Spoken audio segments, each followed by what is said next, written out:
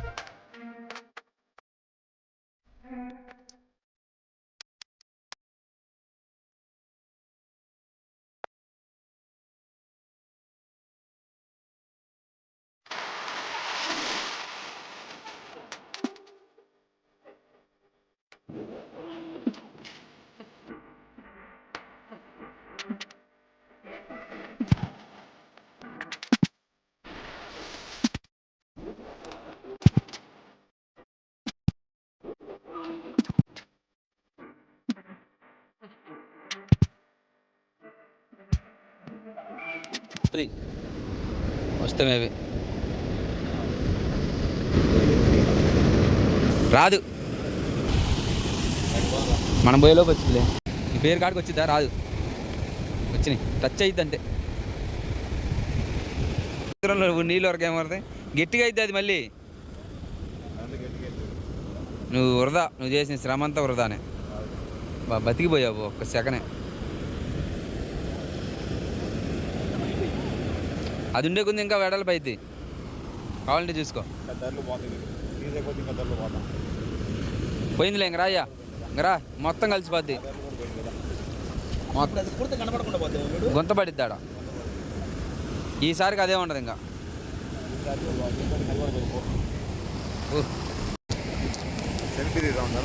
దా తీసేది ఎవరు నువ్వేనా?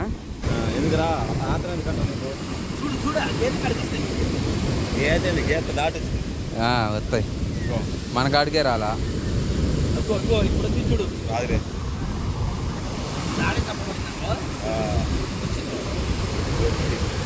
రాదు.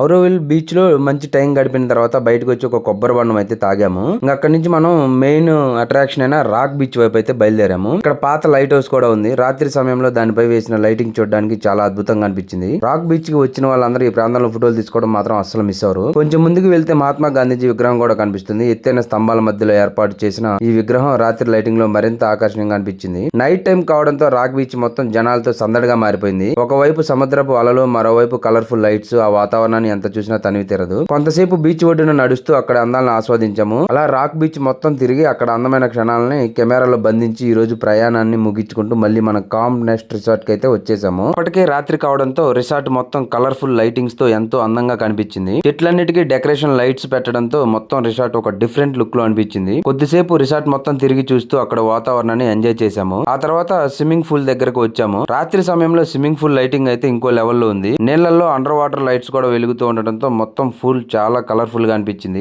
ఆలస్యం చేయకుండా అందరం స్విమ్మింగ్ పూల్ లోకి దిగి మంచి టైం స్పెండ్ చేశాము. దాదాపు 2 గంటల పాటు ఈత కొడుతూ ఫుల్ గా ఎంజాయ్ చేశాము. మేము పాండిచ్చేరిలో చాలా రిసార్ట్స్ అయితే చూసాము. చూసిన అన్ని రిసార్ట్స్ లో అయితే స్విమ్మింగ్ పూల్ కు టైమింగ్స్ అయితే ఉన్నాయి. ఈవినింగ్ 5:30 నుంచి మార్నింగ్ 8:30 వరకు అయితే స్విమ్మింగ్ పూల్ లో దిగడానికి లేదని చెప్పేసి అన్నారు. సో మేము అలా కాదని చెప్పేసి చాలా హోటల్స్ అయితే తిరిగాము. ఫైనల్ గా మనకైతే ఈ రిసార్ట్ లో స్విమ్మింగ్ పూల్ కి టైమింగ్స్ అయితే లేవు. 24 అవర్స్ ఎప్పుడైనా మునగొచ్చు. వాటర్ కావాలంటే ఫ్రెష్ గా ఎప్పటికప్పుడు పెడుతున్నారు. పాండిచ్చేరి వచ్చే వాళ్ళకి ఒక చిన్న సలహా, పాండిచ్చేరిలో రూమ్స్ దొరకవని కంగారు పడి ముందే ఆన్లైన్ లో ఎక్కువ రేట్లకు బుక్ చేసుకోవద్దు. మేము కూడా మొదట చాలా కంగారు పడ్డాం, కానీ కొంచెం తిరిగి వెతికిన తర్వాత చాలా మంచి రిసార్ట్ అయితే దొరికింది. ఎక్కువ ధరలో దొరికింది. మేము తీసుకున్న రూమ్ కేవలం 2,500 మాత్రమే. ఈ ధరలో AC room, swimming pool, free wifi, మంచి ఫెసిలిటీస్ అన్ని ఉన్నాయి. నిజంగా ఈ బడ్జెట్ కి ఇది చాలా మంచి డీల్ అనిపించింది. మీకు కూడా ఈ రిసార్ట్ లో స్టే చేయాలనిపిస్తే ఈ వీడియోలో విజిటింగ్ కార్డ్ అయితే చూపిస్తున్నాను. అందులో ఉన్న కాంటాక్ట్ నెంబర్ కి ఒకసారి మాట్లాడి వివరాలు తెలుసుకొని బుక్ చేసుకోండి. ఒక విషయం చెప్పాలి ఫ్రెండ్, పాండిచ్చేరిలో బీచ్ సైడ్ లో కూడా చాలా మంచి రిసార్ట్స్ ఉంటాయి. అక్కడ నుంచి బీచ్ వ్యూ కూడా చాలా బాగుంటుంది. కానీ మేము వెళ్ళిన రోజు మాత్రం అవన్నీ ఫుల్ అయ్యి ఖాళీ రూమ్స్ లేవు. అందుకే కొంచెం లోపలికి వెళ్ళి ఈ రిసార్ట్ తీసుకున్నాము. నిజంగా చెప్పాలంటే కొంచెం టైం తీసుకొని వెతికితే చాలా మంచి రిసార్ట్స్ అయితే చాలా తక్కువ ధరలోనే దొరుకుతాయి. ముఖ్యంగా తెలుగు వాళ్ళకి నా చిన్న సలహా ఏంటంటే రూమ్స్ దొరకవని కంగారు పడి ఎక్కువ రేటు చెప్పగానే వెంటనే బుక్ చేసుకోవద్దు. ఒకసారి చుట్టుపక్కల కొంచెం వెతకండి. మంచి స్పెసిలిటీస్ ఉన్న రిసార్ట్స్ కూడా చాలా రీజనబుల్ ప్రైస్ లో దొరుకుతాయి. రిసార్ట్ నుంచి చెక్అవుట్ చేసి బయటకు వచ్చిన తర్వాత దారిలో ఒక చిన్న హోటల్లో బ్రేక్ఫాస్ట్ చేసాము. అక్కడ తిన్న టిఫిన్ అయితే నిజంగా చాలా బాగుంది. దోశ,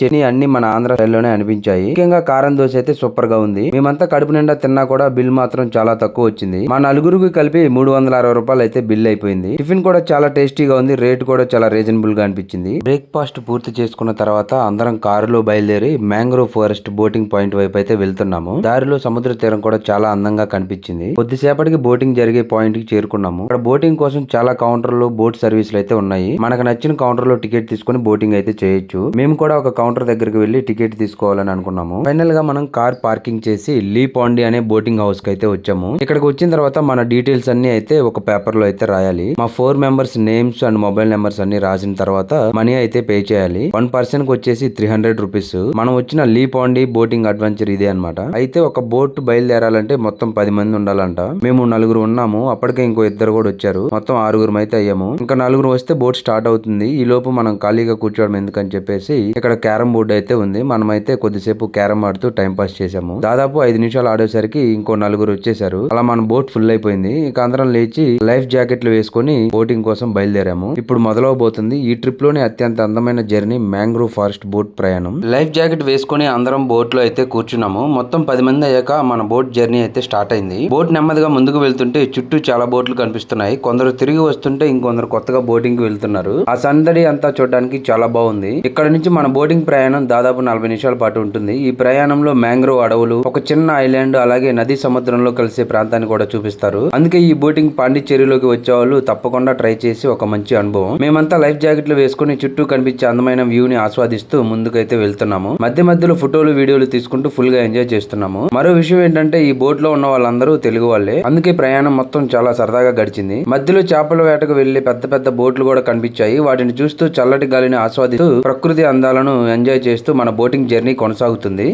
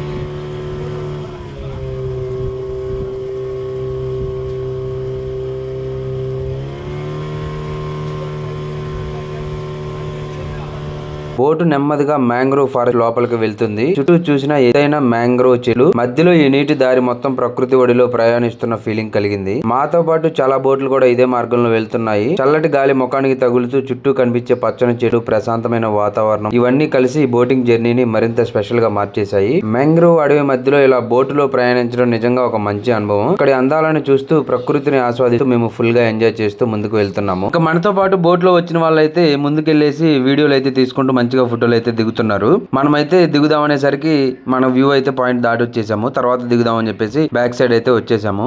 మేము 4 మెంబర్స్ అయితే వెళ్ళాము. మేము వెళ్ళింది మీ నలుగురమే. ఇంకా అక్కడ నుంచి మనం హైలాండ్ కి అయితే వెళ్తున్నాము. మ్యాంగ్రోవ్ ఫారెస్ట్ అయిపోయింది. ఇక్కడ నుంచి మనం హైలాండ్ కి అయితే తీసుకెళ్తున్నారు. ఇక్కడైతే బోట్లు వచ్చే వాటికి పోయే వాటికి గ్యాప్ అయితే లేదనమాట.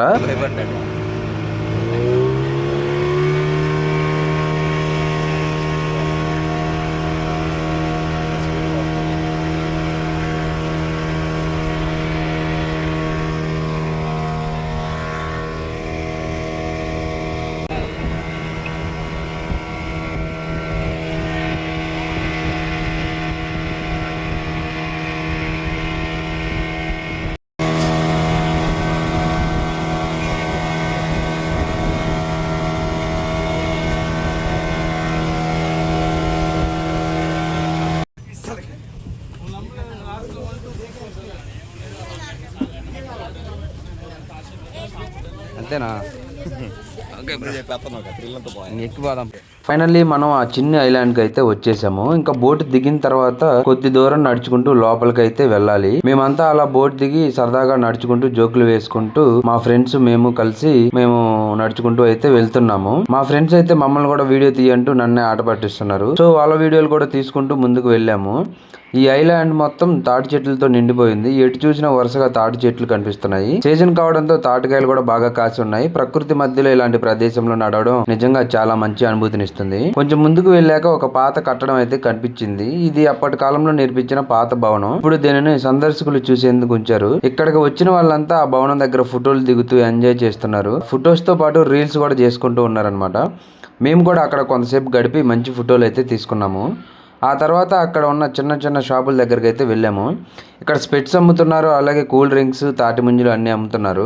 మనమైతే బాదం పాలు తీసుకున్నాము. ఒక బాటిల్ అంటే ఒక సీసా వచ్చేసి 40 రూపీస్ అయితే తీసుకున్నారు. బాదం పాలు అయితే టేస్ట్ చాలా బాగున్నాయి. బాదం పాలు తాగుతూ చల్లటి గాలిని ఆస్వాదిస్తూ కొద్దిసేపు అక్కడే రిలాక్స్ అయ్యాము. మళ్ళీ ఆ పాత కట్టడాన్ని ఒకసారి చూసి ఇంకొన్ని ఫోటోలు తీసుకొని మొత్తం ఐలాండ్ని తిరిగి ఎంజాయ్ చేసాము. ఈ ఐలాండ్కి సంబంధించిన పక్కన ఒక బోర్డు అయితే ఉంది. దాంట్లో చూసి అయితే తెలుసుకోవచ్చు. మనమైతే అంతసేపు ఉండలేదు. ఇంకా కొంచెం సేపు చూసిన తర్వాత అలా 2 ఫోటోలు దిగేసి ఇంకా మళ్ళీ మనం బోట్ల దగ్గరికి అయితే నడుచుకుంటూ వెళ్తున్నాము. ఇంకా తిరిగి బోటు దగ్గరికి వచ్చేసాము. మేము ముందుగానే వచ్చేసాము. మాతో పాటు వచ్చిన వాళ్ళు కూడా ఒక్కొక్కరుగా రావడంతో అందరం మళ్ళీ బోట్ లో కూర్చున్నాము. అందరం లైఫ్ జాకెట్లు వేసుకొని బోట్ లో కూర్చోగానే మన రెండో జర్నీ స్టార్ట్ అయింది. ఈసారి బోటు మనల్ని నది నీరు, సముద్రపు నీరు కలిసి అద్భుతమైన ప్రదేశానికి తీసుకెళ్తుంది. ముందుకు వెళ్తున్న కొద్దీ ప్రకృతి అందాలు ఇంకా మరింత ఆకట్టుకుంటున్నాయి. ఒకవైపు ప్రశాంతంగా ప్రవహిస్తున్న నది, మరోవైపు విశాలమైన సముద్రం. ఈ రెండు కలిసే ప్రదేశాన్ని దగ్గరగా చూడటం నిజంగా ఒక ప్రత్యేకమైన అనుభూతి. చల్లటి గాలి, బోటు ప్రయాణం, చుట్టూ కనిపించే అందమైన దృశ్యాలు ఇవన్నీ కలిసి ఈ జర్నీని మరింత గుర్తుండిపోయేలా చేశాయి. ఇక ఈ అద్భుతమైన వ్యూని ఇప్పుడు మీరు ఈ వీడియోలో చూసేయండి.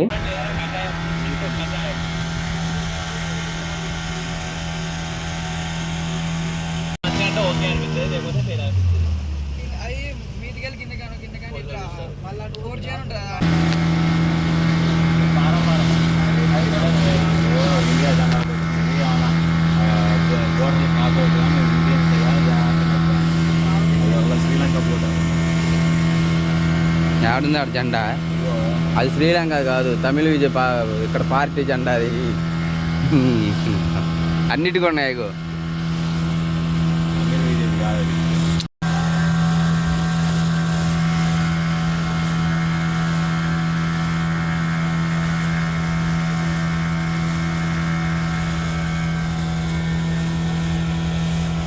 చేస్తాలే.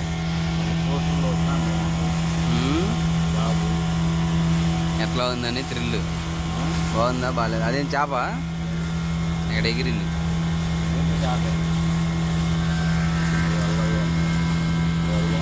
బ్రో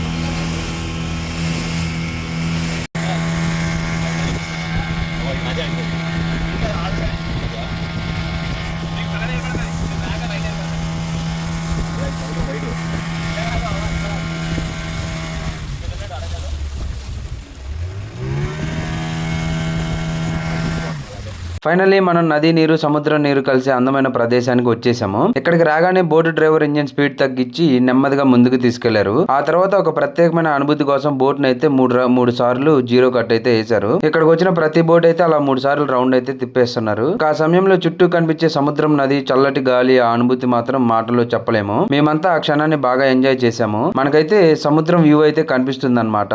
నెక్స్ట్ వచ్చేసి అలా కొద్దిసేపు అక్కడ గడిపిన తర్వాత బోటు మళ్ళీ తిరుగు ప్రయాణం ప్రారంభించింది. వచ్చిన అదే దారిలో ప్రకృతి అందాలను మరోసారి ఆస్వాదిస్తూ చివరికి మనల్ని ఎక్కించిన బోటింగ్ పాయింట్ దగ్గరకు సేఫ్ గా దింపేశారు. ఇలా మనం మ్యాంగ్రోవ్ ఫారెస్ట్ బోటింగ్ జర్నీ విజయవంతంగా పూర్తయింది. ప్రకృతిని దగ్గరగా ఆస్వాదించాలనుకునే వాళ్ళకు ఈ బోటింగ్ అనుభవం తప్పకుండా నచ్చుతుంది. ఇంకా మనతో పాటు వచ్చిన వాళ్ళు కూడా హైదరాబాద్ నుంచి వచ్చిన వాళ్ళు, తెలంగాణ వాళ్ళు. ఇంకా మనం వీడియోస్ తీస్తుంటే యూట్యూబ్ రా అంటే అవునన్నా అని చెప్పాను. సో వాళ్ళైతే మన ఛానల్ని సబ్స్క్రైబ్ చేసుకొని ఈ వీడియో కోసం అయితే వెయిట్ చేస్తూ ఉన్నారు. మనం అప్లోడ్ చేయడం అయితే లేట్ అయిపోతుంది. బోటింగ్ ముగించుకొని బయటికి వచ్చాక కొద్దిసేపు పాండి మెరీనా బీచ్ ఏరియాలో తిరిగాము. ఈవినింగ్ టైంలో రిలాక్స్ అవ్వడానికి ఈ ప్రదేశం చాలా బాగుంటుంది. ఇటు ఐస్ క్రీమ్ షాపులు, కూల్ డ్రింక్ షాపులు, ఫాస్ట్ ఫుడ్ స్టాల్స్ చాలా ఉన్నాయి. మేమైతే బ్లూ కరెంట్ ఐస్ క్రీమ్ తీసుకొని తిన్నాము. టేస్ట్ కూడా చాలా బాగుంది. కొద్దిసేపు అక్కడ ఎంజాయ్ చేసిన తర్వాత పాండిచ్చేరికి గుడ్ బై చెప్పి మా నెక్స్ట్ జర్నీని స్టార్ట్ చేసాము. మన పాండిచ్చేరి ట్రిప్ ఫైనల్ గా విజయవంతంగా పూర్తయిపోయింది. ఈ మొత్తం ట్రిప్ లో నలుగురికి కలిపి దాదాపు ఒక 10,000 వరకు ఖర్చు అయింది. ఇందులో రూము, ఫుడ్, బోటింగ్, పెట్రోల్ ఇంకా మిగతా చిన్న చిన్న ఖర్చులన్నీ కలిపి ఈ బడ్జెట్ లోనే మా ట్రిప్ అయితే కంప్లీట్ అయిపోయింది. మా అనుభవం ప్రకారం పాండిచ్చేరి ఒకసారి తప్పకుండా వెళ్లాల్సిన మంచి టూరిస్ట్ ప్లేస్. ముఖ్యంగా ఫ్రెండ్స్ లేదా ఫ్యామిలీస్ తో వస్తే ఇంకా బాగా ఎంజాయ్ చేయొచ్చు. ఒక చిన్న సలహా ఏంటంటే మీ సొంత వెహికల్ ఉంటే పాండిచ్చేరి మొత్తం చాలా ఈజీగా తిరగొచ్చు. వెహికల్ లేకుండా వస్తే ఒక ప్లేస్ నుంచి ఇంకో ప్లేస్ కి వెళ్ళడానికి కొంచెం ఇబ్బంది పడాల్సి రావచ్చు. అలాగే రూమ్స్ విషయంలో కూడా తొందరపడి ఎక్కువ రేట్లు బుక్ చేసుకోవద్దు. కొంచెం వెతికితే మంచి రిసార్ట్స్ అండ్ మంచి రూమ్స్ రీజనబుల్ రేట్లోనే దొరుకుతాయి. పాండిచ్చేరి నుంచి బయలుదేరిన తర్వాత దారిలో కొన్ని ఫ్రూట్స్ కొనుక్కొని అవి తింటూ కారులో మా ప్రయాణాన్ని అయితే కొనసాగించాము. కొద్దిసేపటికి మధ్యాహ్నం కావడంతో దారిలో ఒక దాబా దగ్గర ఆగి లంచ్ అయితే చేసాము. ఇక్కడ మీల్స్ అంతగా దొరకలేదు. అందుకే రోటీ అండ్ బటర్ నాన్తో పాటు కొన్ని కర్రీలు ఆర్డర్ చేసుకొని ఫుడ్ అయితే టేస్ట్ చేసాము. ఫుడ్ అయితే టేస్ట్ చాలా బాగుంది. అందరం కడుపు నిండా తిన్న తర్వాత మళ్ళీ మా జర్నీని అయితే స్టార్ట్ చేసాము. ఇక ఎక్కడితో మన పాండిచ్చేరి ట్రిప్ అయితే పూర్తయిపోయింది. ఇప్పుడు ఇక్కడ నుంచి మన నెక్స్ట్ డెస్టినేషన్ అయిన అరుణాచలం వైపు అయితే బయలుదేరుతున్నాము. అక్కడ ఏం చూసాము, ఎక్కడెక్కడికి వెళ్ళాము, మా ప్రయాణం ఎలా సాగింది అనేది నెక్స్ట్ వీడియోలో మీతో పంచుకుంటాను. కాబట్టి అరుణాచలం వ్లాగ్ కోసం వెయిట్ చేస్తూ ఉండండి. ఈ వీడియో మీకు నచ్చి ఉంటే ఒక లైక్ చేయండి, మీ ఫ్రెండ్స్తో షేర్ చేయండి. మీ అభిప్రాయాన్ని కామెంట్ రూపంలో తెలియజేయండి. ఇలాంటి మరిన్ని ట్రావెల్ వ్లాగ్స్ కోసం మన ఛానల్ని తప్పకుండా సబ్స్క్రైబ్ చేసుకోండి. Keep watching and love you all. మరో అద్భుతమైన వీడియోతో మళ్ళీ మీ ముందుకు వస్తాను. అప్పటి వరకు బాయ్, టేక్ కేర్.